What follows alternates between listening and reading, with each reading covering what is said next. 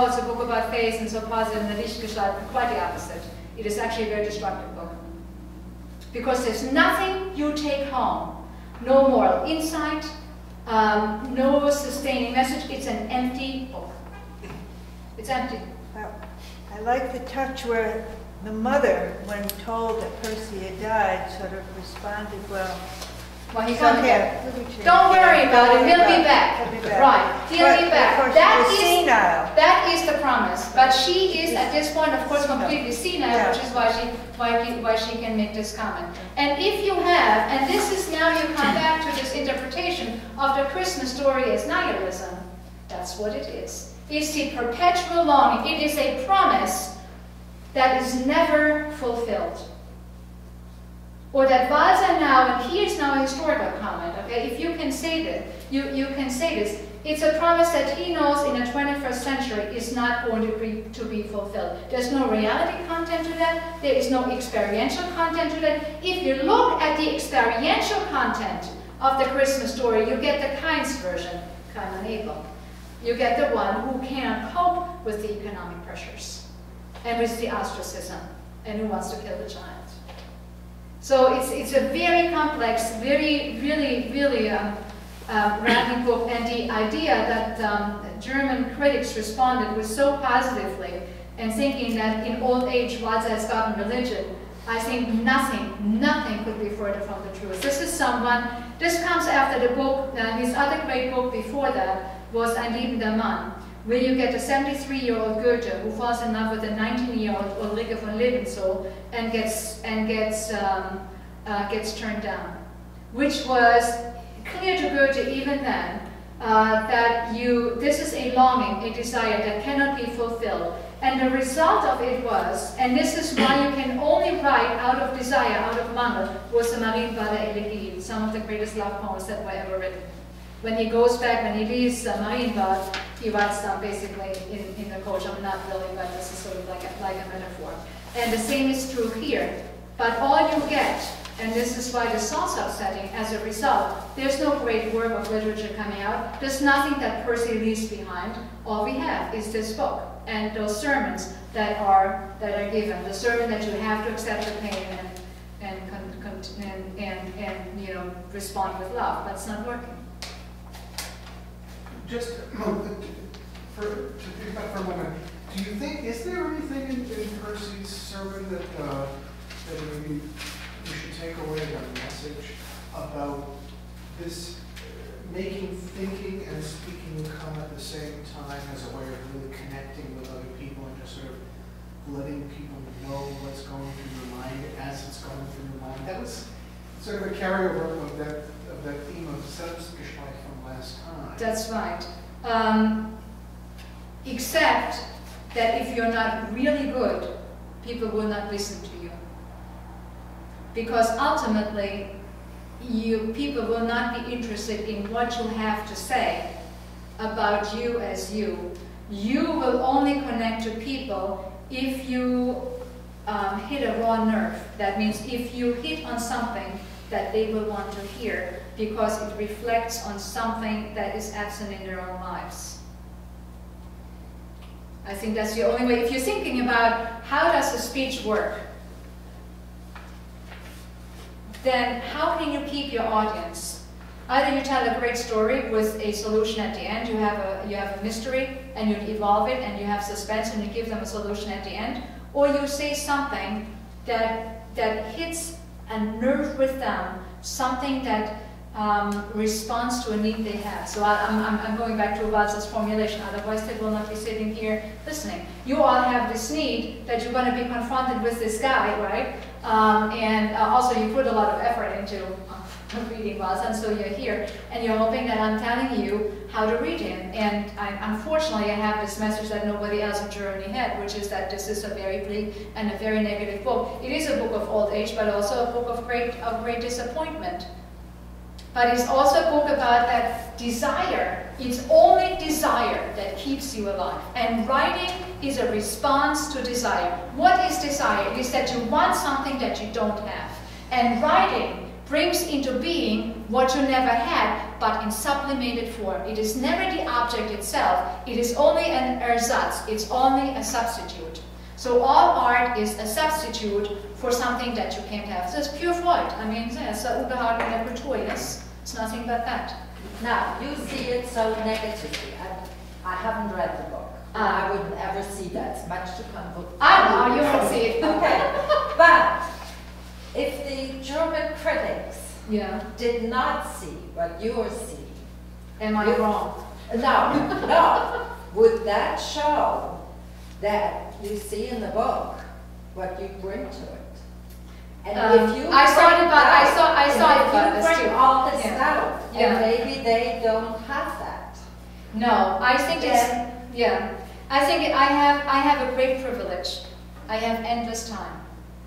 And endless time means I can really, I mean, not really, but I'm just taking it because I'm very interested in finding out how a complicated structure works. I'm addicted in figuring out structures, which is why probably I work at MIT. Very obvious. Yeah, all right. So, and when you are reviewing a book, you have maybe 48 hours, 36 hours, and you want to say something that sells your piece.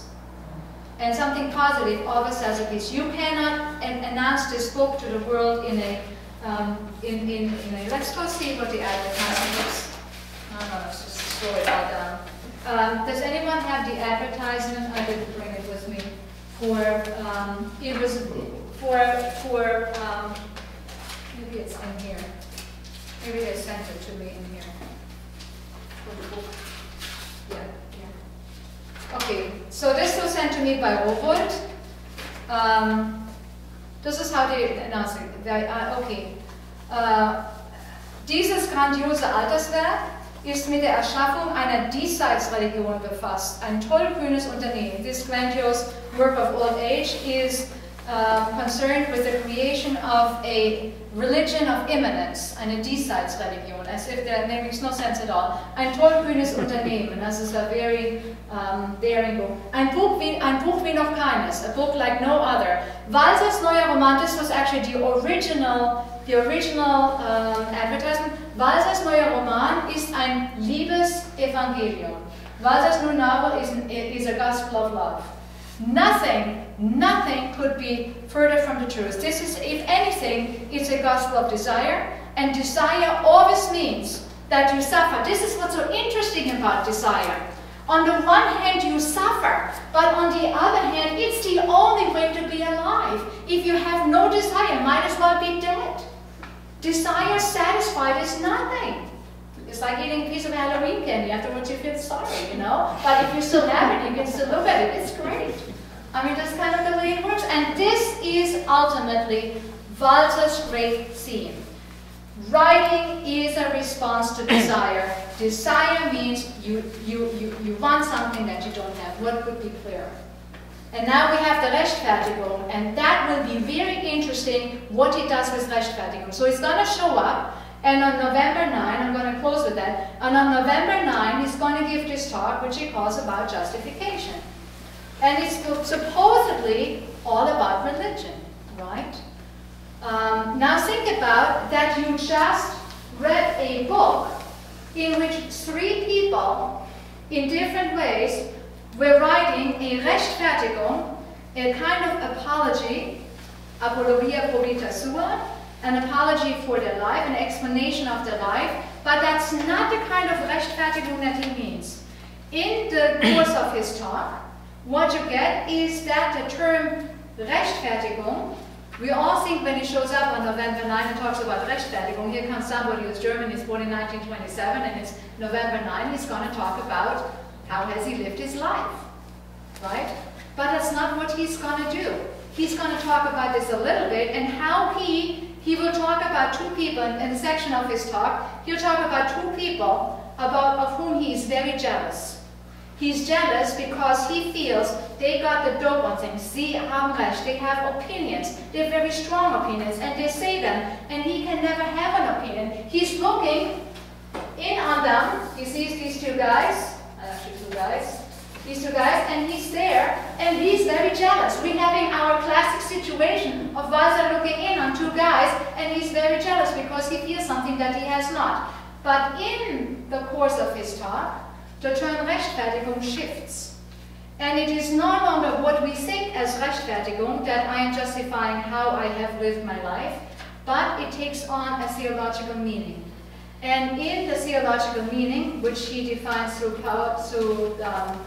the letters to the Romans by Paul, and I recommend that you read chapter 9 of that letter to the Romans, just chapter 9. He quotes from that. He looks at Augustine, and he looks at Karl Barth's interpretation of Roman 9.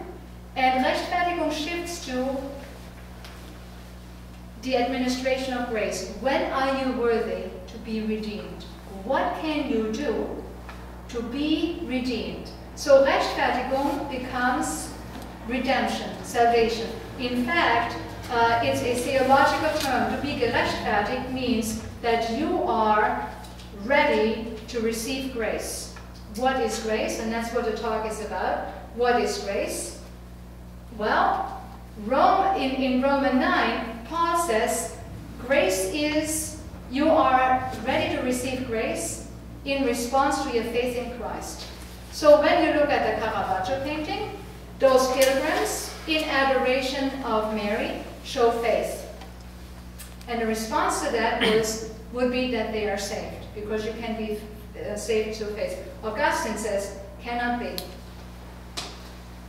You can be saved, it doesn't matter. You get grace no matter what you do.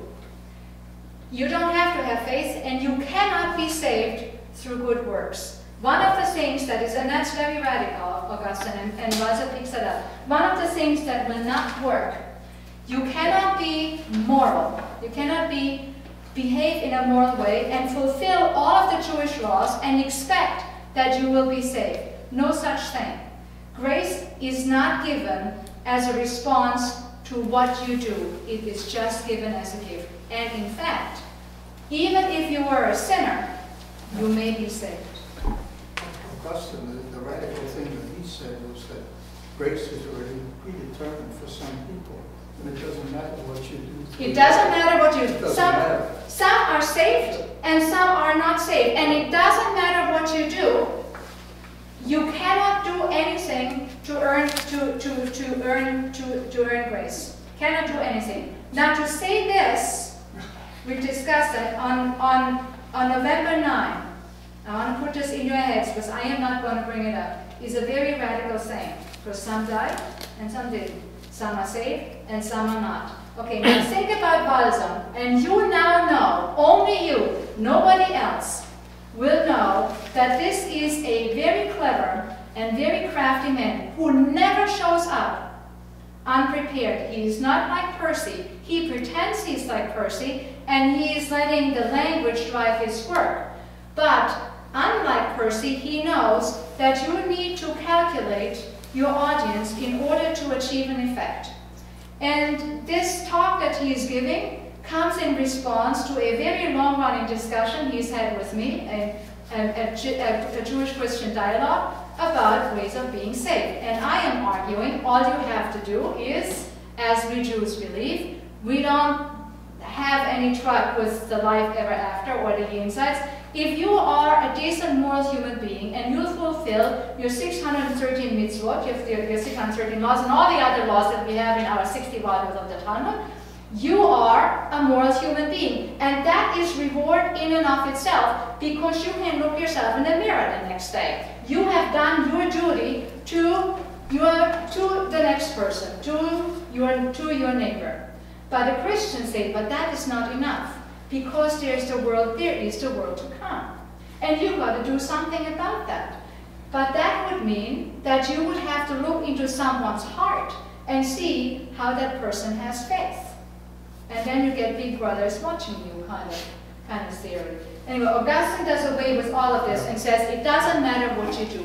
You either get grace or you don't get grace. Anyway, I'm going to let you